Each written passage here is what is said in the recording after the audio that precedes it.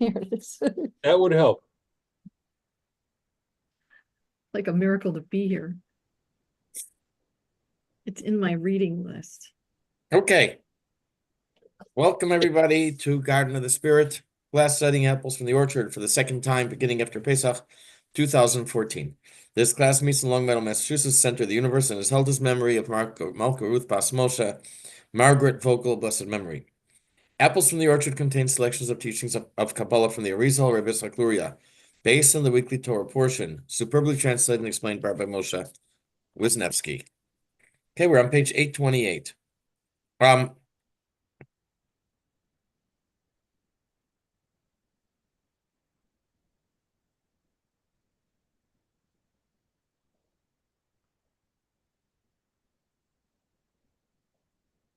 Okay. And 828, Matos chapter 3, inside and outside the land of Israel.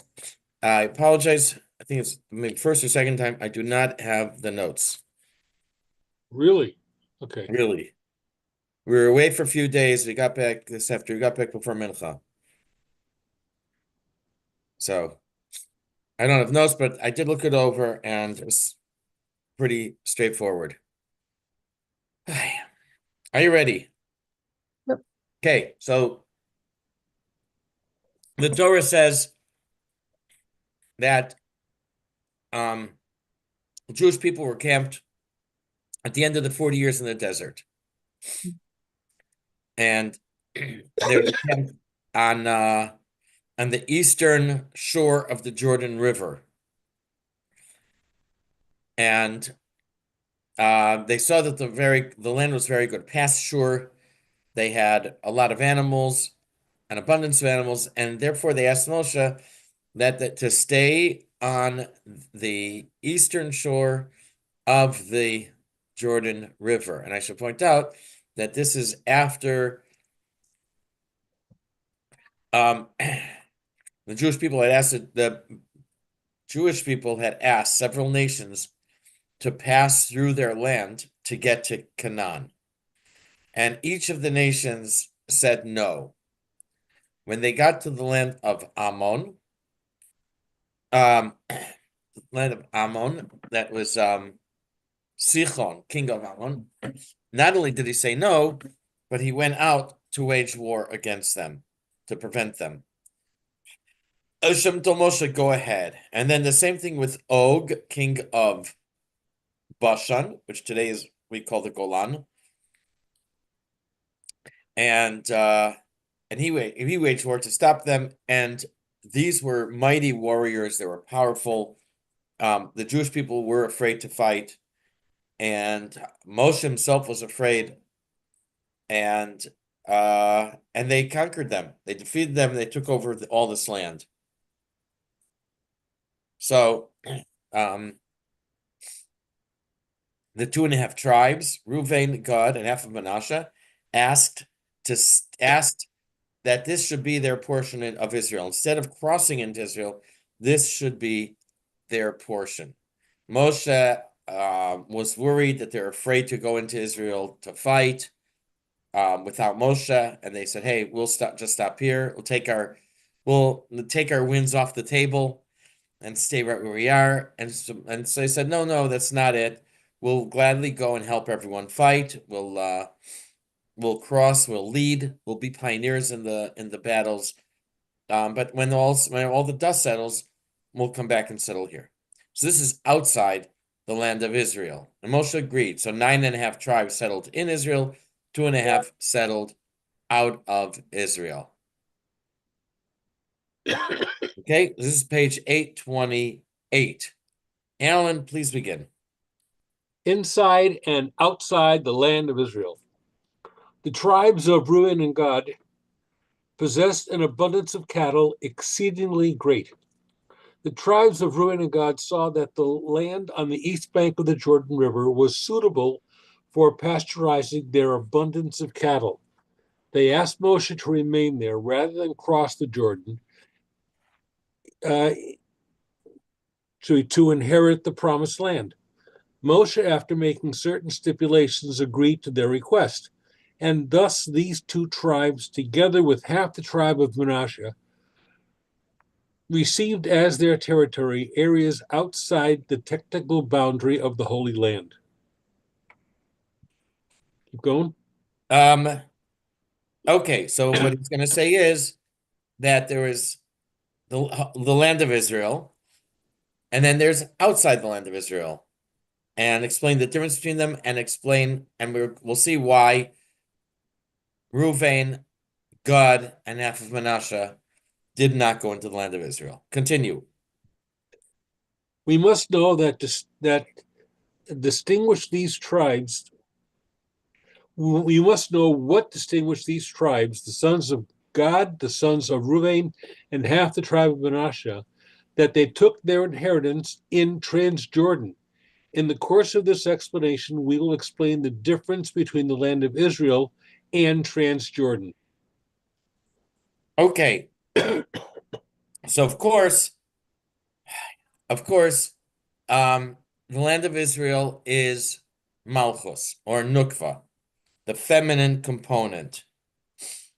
And we said that actually Malchus is not below the other spheres, but we know that it receives from the others, from the other 9, but it's not below them, it stands back to back. Here it says that they are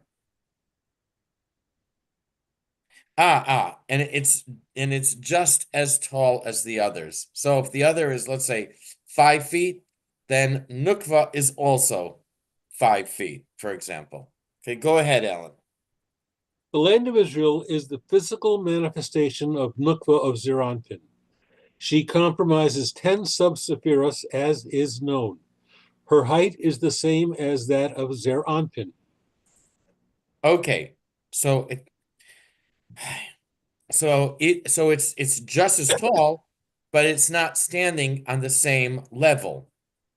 It's actually standing, if you want to say, a few steps down, and therefore it doesn't. It's like when you take a picture, and you could be just as tall as somebody, but you might go down 2 steps, and therefore the camera's able and stand in front of the other person. Therefore, the camera's able to get both of you. Now, when we've had this a bit before, we're going to look at the whole array of spheres from, let's say, from Keser or from Chachma all the way down to Malchus. Okay. We said before that Zer Anpin reaches into Bina. So we're going to say is exactly where of Bina. Bina's Ima, the middle of Bina, which is Tiferes. So let's say here are all the spheres. Zer Anpin, if you can imagine it, is, let's say, hey, get that back there. Okay, something not up to here, but it's lower than Chachma and lower than the first half of Bina. So it begins from the middle of Bina, from Tiferes of Bina. Okay, go, oh, and the same way, so that's one. Then we have Zeranpin, and then next to it is going to be Bina, is going to be Nukva, also not reaching to the step, but the top of Nukva reaches I think what it says, the middle of Bina within Zeranpin. Okay, go ahead. Or the middle of at Tiferes. We'll see. Continue. As is known, the top of Zeranpin's head is level with the midpoint of Tiferes of Ima. Therefore, when Nukva is the same height as her husband, the top of her head is likewise level with the same point, half the height of Ima. Zeranpin and Nukva are the same height on Shabbos, on festivals, and on the new moon. When we consider only the conscious Sephiros, that is, those from Chochmah on down, the midpoint of the Tiferes of any Partzuf is automatically the midpoint of the entire Partzuf. Here shows the thing where Tiferes is right in the middle. Okay.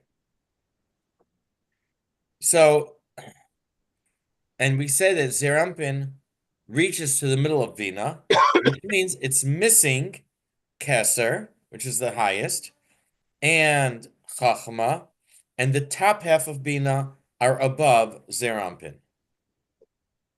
Okay, go ahead. Thus, left exposed above Zer Anpin, we have Keser, Chachma, and half of Bina. That is the parts of our Arach Anpin, the parts of Abba, and half the parts of Ima. And the same thing is with, so here's the whole array. As Zerampin is like this, and then we're going to say same thing with Nukva. Nukva only goes up till Tiferes of Zeranpin. Again, one moment. Zerampin goes up to Tiferes of Bina, and Nukva will go up to Tiferes of the Zerampin. Okay, go ahead. The same is true below, for the normal stature of Nukva is Zeranpin, which compromises 10 subsephirus, is such that the top of its head is level with the midpoint of Tiferes of Zeranpin, that is, with its chest, as is taught in the Zohar. Thus, the normal situation is that the stature of Nukva relative to Zer Anpin is the same is as the stature of Zer Anpin is relative to Ima. Is as stature of Zerampin is relative to Bina. And which means that Nukva will match up with, from the bottom up, Yesod, Hod, Netzach, and the lower half of Tiferes. And it's missing Chesed, Bina, and the upper half of Tiferes. Okay, go ahead. Thus, she occupies the space relative to her husband of his 3.5 lower subsephirus, half of Tiferes, Netzach, Hod, and Yesod. As we have mentioned previously, Malchus is situated behind Yesod, so it does not occupy a separate level of space lower than Yesod. And so then in that case, it has, again, the lower half of Tiferes, Netzach, Hod, and Yesod. That's 3.5. But since it is the same height, it's 10 spheres tall, therefore it extends lower into Bria, the second stage of creation. And over there, it does, we already did 3.5. So it does Chachma or Keser, Chachma, Bina, Netzach, Hod, Netzach, Chesed, Gvura, and half of Keser, Chachma, Bina, Chesed, Gvura, Tiferes, and half of Netzach. 3.5 from Atzilus and 6.5 in Bria. Go ahead.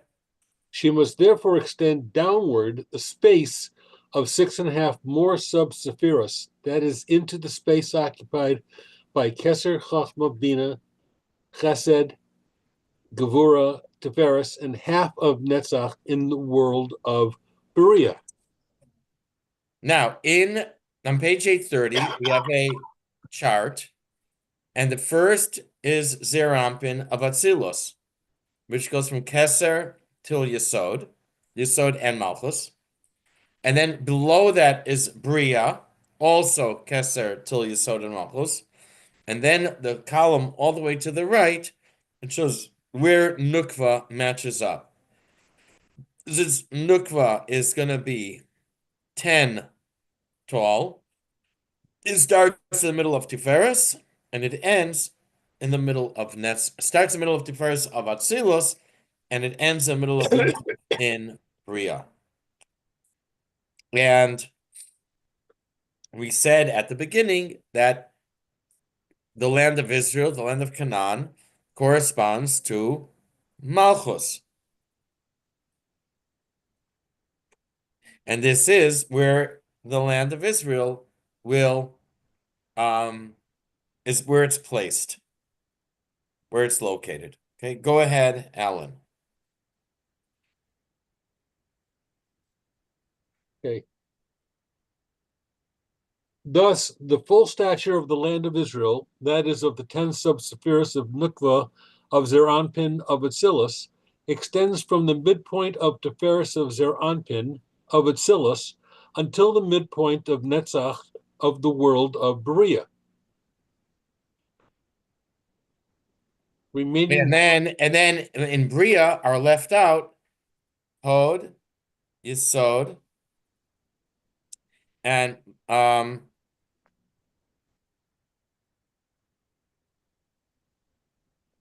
Yesod, Malchus, and half of Netzach. 3.5. Go ahead. remaining below Nukva are thus 3.5 sephiros. And continue. As we have explained, Malchus of Berea is always vested in the chamber of the Holy of Holies of Yetzirah. The holy. Oh, sorry. The Holy of Holies of any world is the Kesser of that world. So then from Bria it goes down to the third stage. So for each of the 4 stages, go ahead, page 831. Similarly, the Malchus of Yetzirah is always vested in the chamber of the Holy of Holies of Asiya. And similarly, above, Malchus of Asiya is vested in the Holy of Holies of Berea. Now,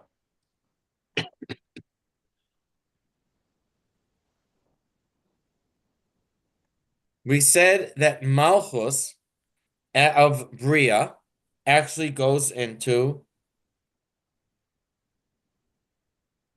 Kesser of Yetzirah. So Malchus is taken care of. And what's left is Yesod. Hod, Yesod, and half of Netzach of Bria that are not covered by Nukva. Go ahead, therefore. It therefore follows that there are, in fact, only 2.5 exposed sephiros remaining in Berea outside the border of the land of Israel, that is, of the parts of Malchus of Atsilis. There is so since the Malchus of Berea. This is so since the Malchus of Berea is vested inside the Kesser of Yetzirah. The only exposed sephiros in Berea are thus the lower half of Netzach, Hod, and Yesod. Go ahead. Corresponding to this phenomenon, 2.5 tribes remaining outside the land of Israel. The 2.5 tribes remained outside the land of Israel. Okay, so since Nukva is corresponds to Israel, and since it covers most of Bria, but Netzach, Hod, Yesod, and half of Netzach are left out, so to speak. Therefore, 2.5 tribes did not go into the land of Israel. Okay, this is really cool. It's interesting how he counts Malchus. He doesn't count Malchus. He says Malchus is really involved with Yetzirah, so Malchus is taken care of. Still, this is why 2.5 tribes remained out of Israel. Okay, the next problem is why these 2.5 tribes? Why Reuven, Gad, and half of Menashe? Okay, so we're going to start. I'm sorry, this is the middle of 831. Abigail, are you able to continue? Still, we must understand why specifically Gad, Reuven, and half the tribe of Manasseh were those who remained outside the land of Israel. The reason is as follows. First, the Arizal discusses the case of the tribe of Reuven. okay. So first we're going to show, now we're going to show that these 2.5 tribes, and like I say, were faulty. There was some deficiency in them. Yeah, this is gonna get good. So the first thing is there is a rule. There are rules, obviously, how people should conduct themselves during intimacy. For example, both have to be awake. One of them shouldn't be sleeping. Um, and one of the things is that a person has to be thinking about their partner. So not to have relations and have in mind someone else.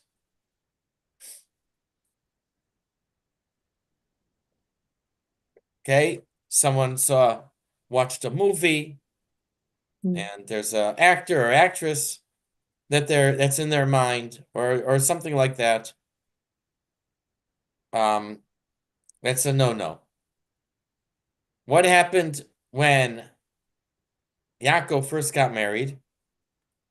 He thought he was marrying Rachel. And in fact, it was Leah. And he didn't realize it till the morning when it began to get light. I guess all their furniture didn't come in yet. They didn't have lamps to see before they went to sleep. This is part of the whole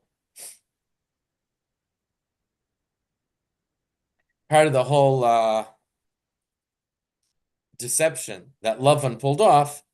Is most likely he had Leah brought to the house or the tent before Yaakov got there. It was dark. Yaakov came into the tent. Leah was probably already waiting for him. He thought it was Rachel. And the Torah says, "Vayiva bo v'hinei Leah," that it wasn't until the morning that suddenly he realized it was Leah. The word "v'hinei" in the Torah usually means something unexpected. So when it was morning, that's when he realized it was Leah, but not before that. So that means that there was something right there. There was a problem with the conception with Reuven's conception.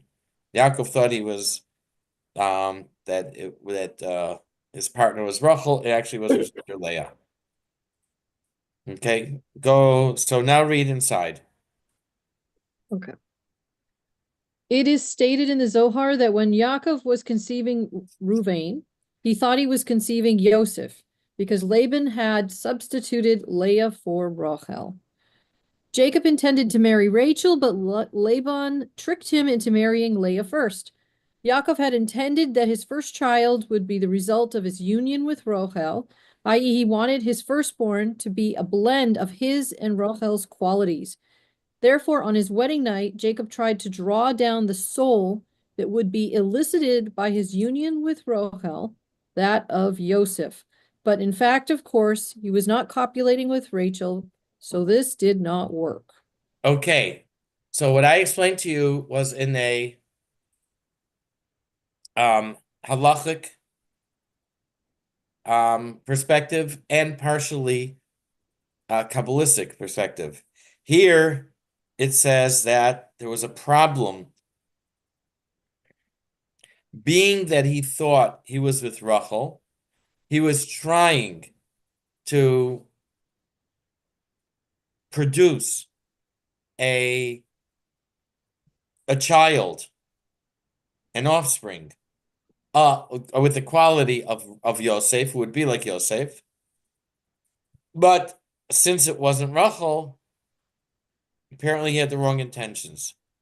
And therefore, there was a deficiency in Reuven. Now, in the Torah, we read about a deficiency of Reuven, and it's going to connect it.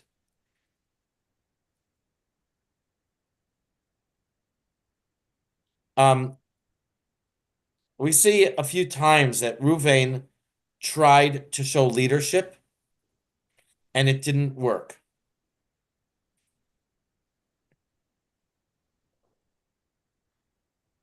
For example, he tried to rescue Yosef. When the brothers intended to kill Yosef, he was the one who stopped them. He said, "Let's not kill him. Just put him in this hole in the ground." Yeah, Reuven intended to come back when the brothers were away and to rescue Yosef, but it didn't happen. He failed. Later, after Rachel died, Yaakov moved his bedroll into um, into Bilhah's tent, the maid of Rachel, and Reuven was very offended by this, and he took his father's bedroll and moved it into his mother Leah's tent. He said, "I understand that my mother is playing second fiddle to Rachel, but it's not right that she should have to play second fiddle to Rachel's maidservant."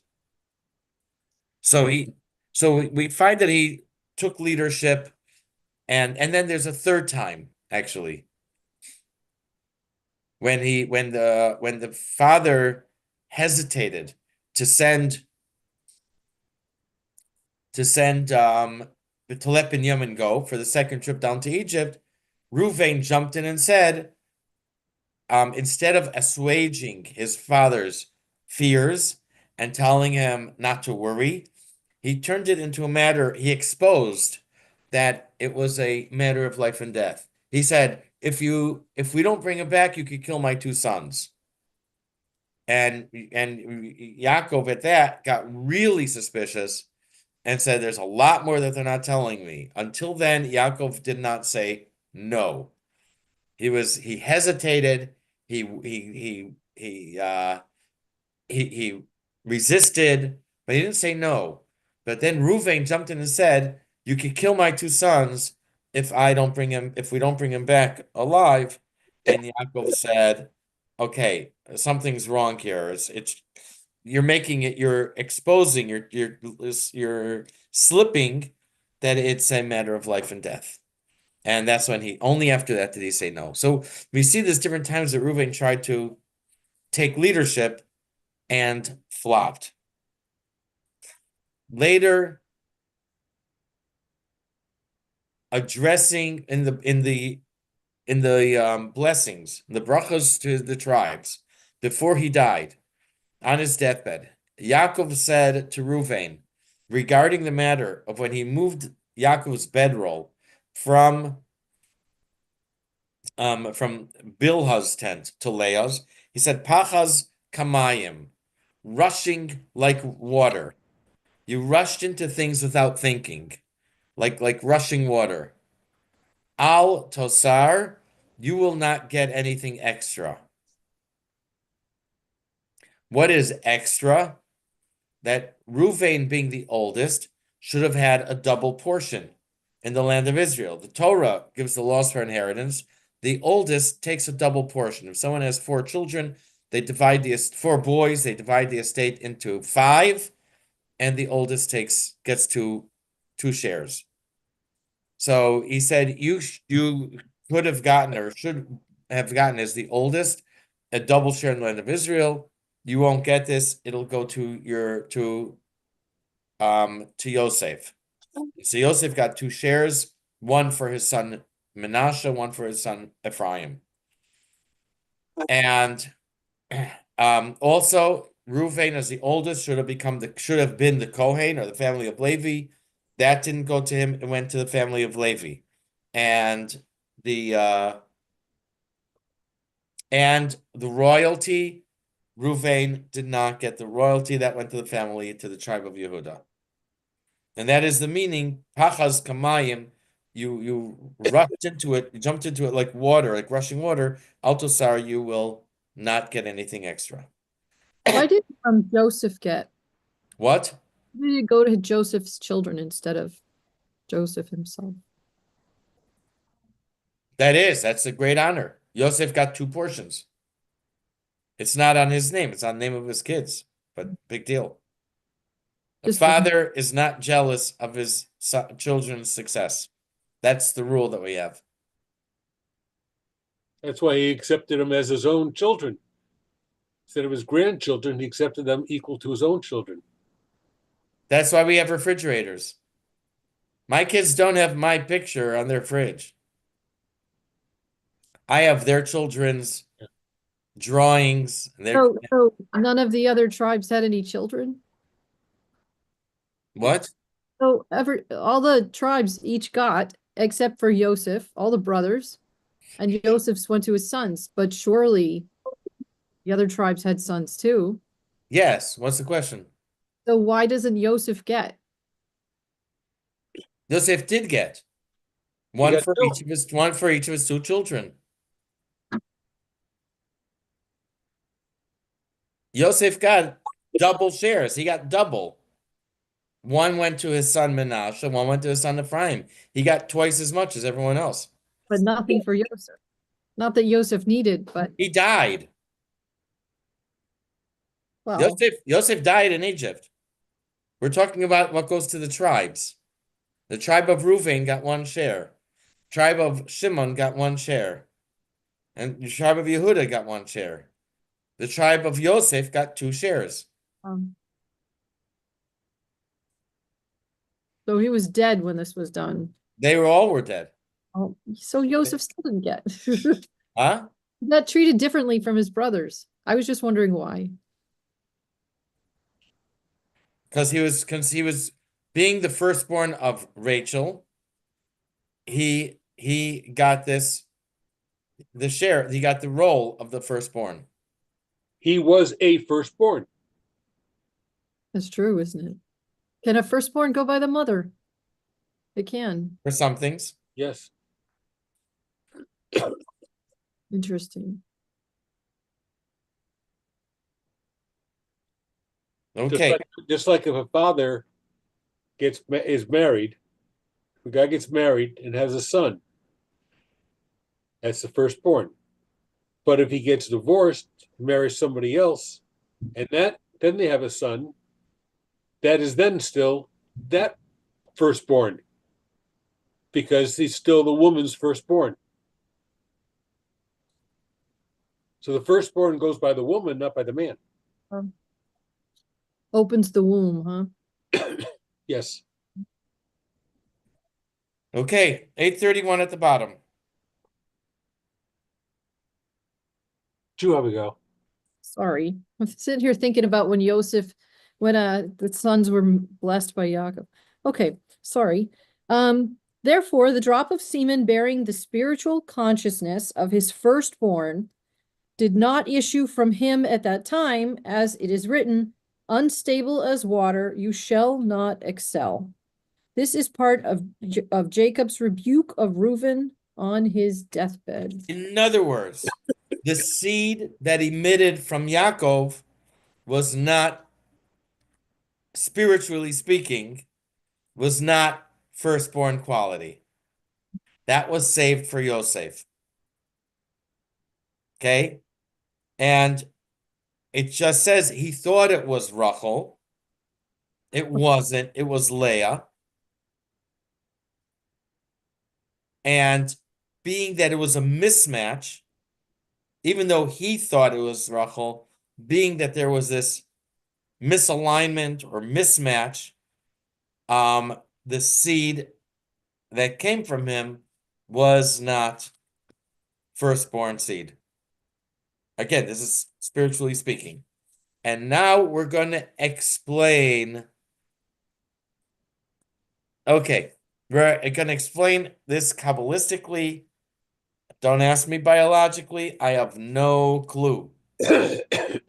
But Kabbalistically, in Yesod, there are actually two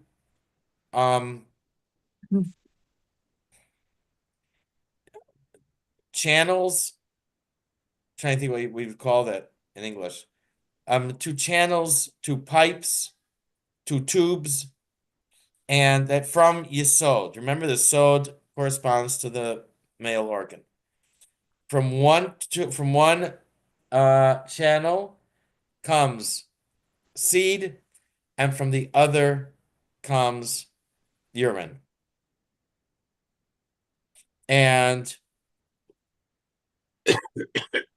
we're going to say that because of this mismatch, because he thought it was Rachel and it wasn't, what came out, the seed came out through the wrong tube. It came out through the tube of the urine.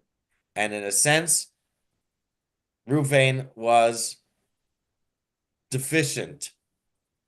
Okay, again, I have no idea how it works biologically. I don't think it works like this, but this is how it works Kabbalistically, and therefore in a metaphysical manner, it affected the conception, the Yaakov, and affected the conception of Ruvain. Okay, go ahead. 832 at the top. The mystical meaning of this verse is as follows. There are two orifices in Yesod. Through one passes semen, and through the other passes the clouded water, i.e. urine.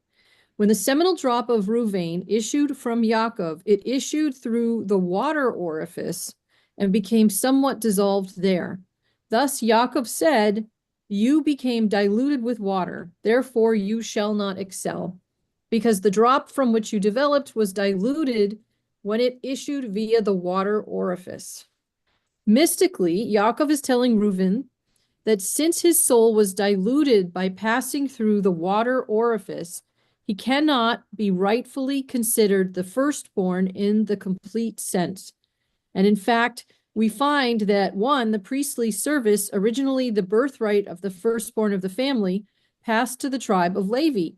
And two, with regards to inheritance, the double portion that is the birthright of the firstborn passed to Joseph, who split into two tribes, Ephraim and Manasseh, and thus received a double portion of the land of Israel. And three, the political leadership was given to the tribe of Yehuda. Only with regard to being first in the tribal listings did Reuven remain first. Okay, when they get listed, so Reuven's first.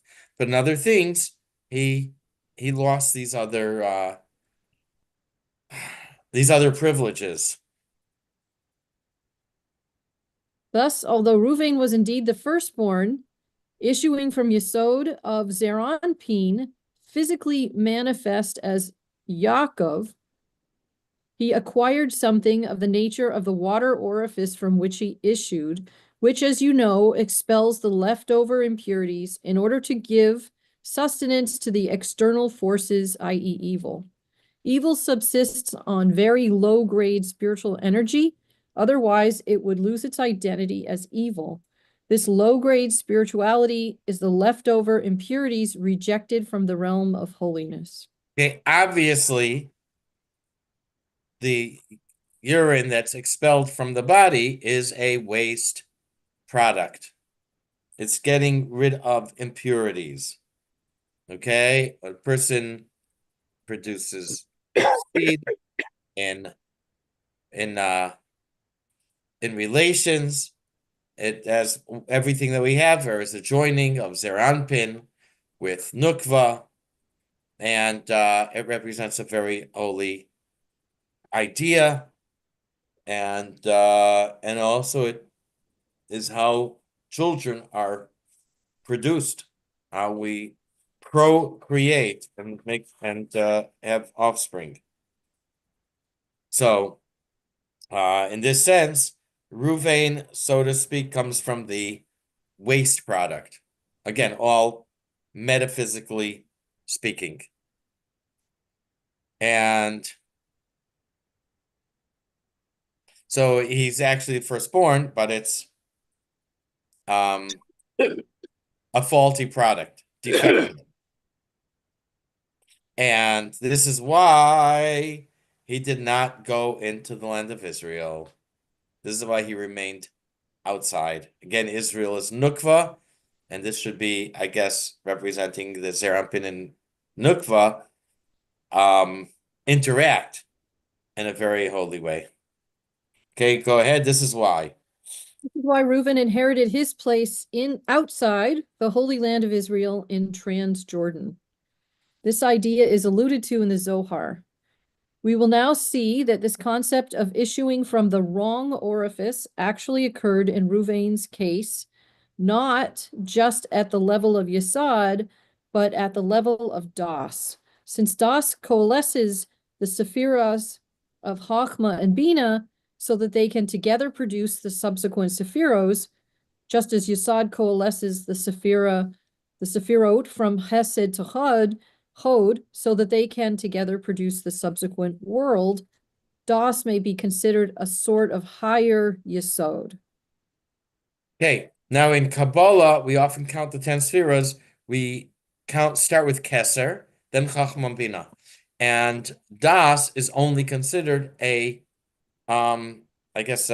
connection or in a corollary of Chachma and Bina. In Hasidus, we typically don't count Keser as one of the 10. We count Das as an independent sphere, a sphere unto its own right. I'd like to do one more page because this is where. Okay, so now he talks about Das, and it says Das also has two holes, just like Yesod has. Ruvain is connected with Das and with the second, with the lesser hole. There is a pasuk 24, Job 6:15. And the pasuk says, Achai bagdu kemo nachal. My brothers betrayed me like a stream that occasionally dries up. Okay, so I have to go and explain the next thing. So he connects this with this idea of Ruvain. This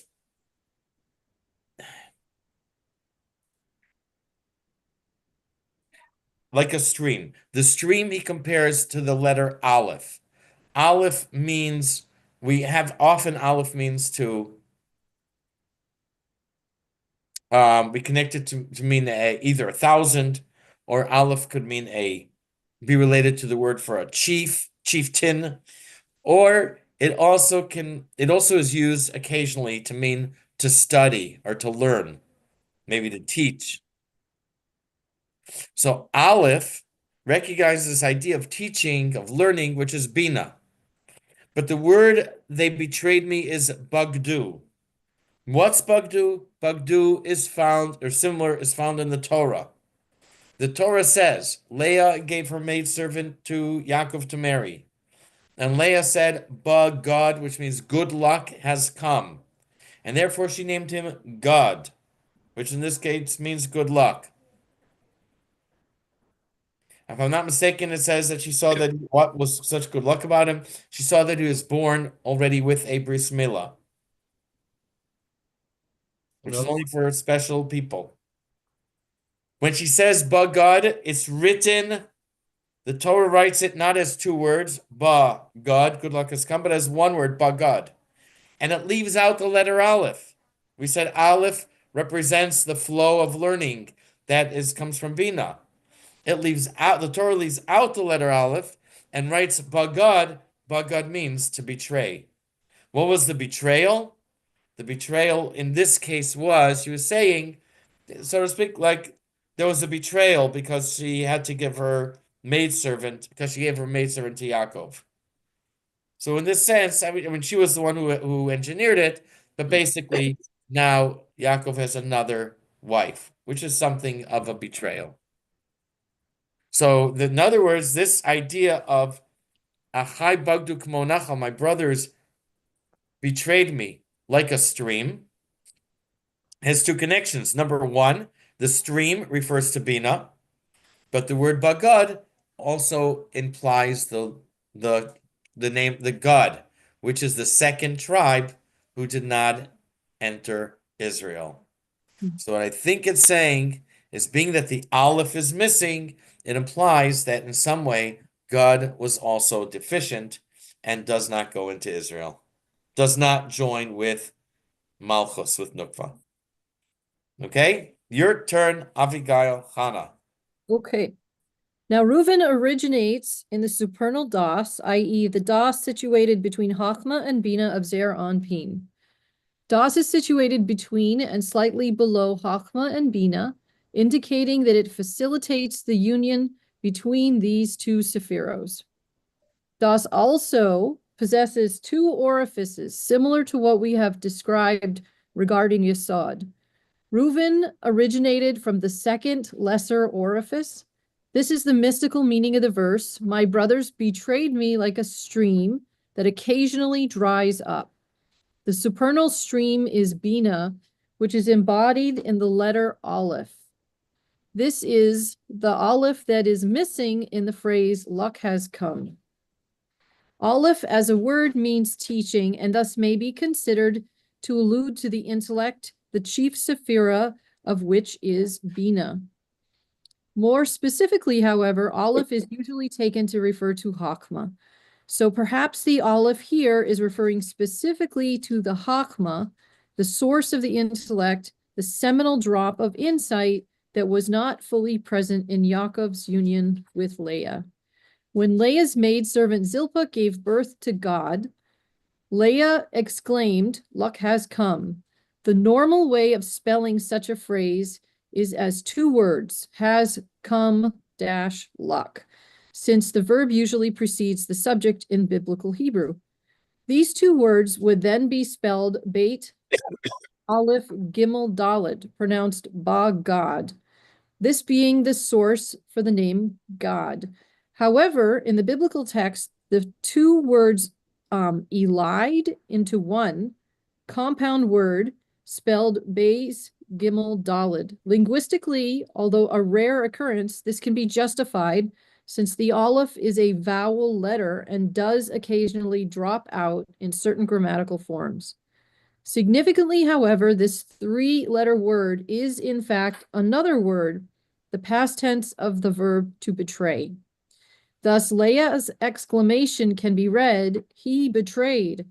It is as if the Torah deliberately combined the two words in order to allude to the additional layer of meaning. Thus, the absence of the expected aleph from this two-word become one-word phrase indicates that there was a betrayal. Okay. And so Leah's saying that she calls it a betrayal, that the seed came not from the regular orifice, the upper orifice, but from the lower one that's used for a waste product. Like it was his fault. Huh? Like it was his fault. Fault or no fault? I mean, it's a poor kid. Leah was thus saying that this stream was betrayed because it did not receive the seminal drop from the seminal orifice of Das, but from the water orifice. Reuven thus resulted from this betrayal of the supernal stream, i.e. Bina. So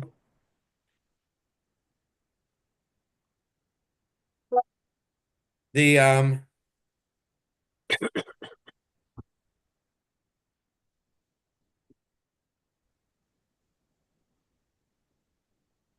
yeah, I'm saying poor kid growing up with this what's it called?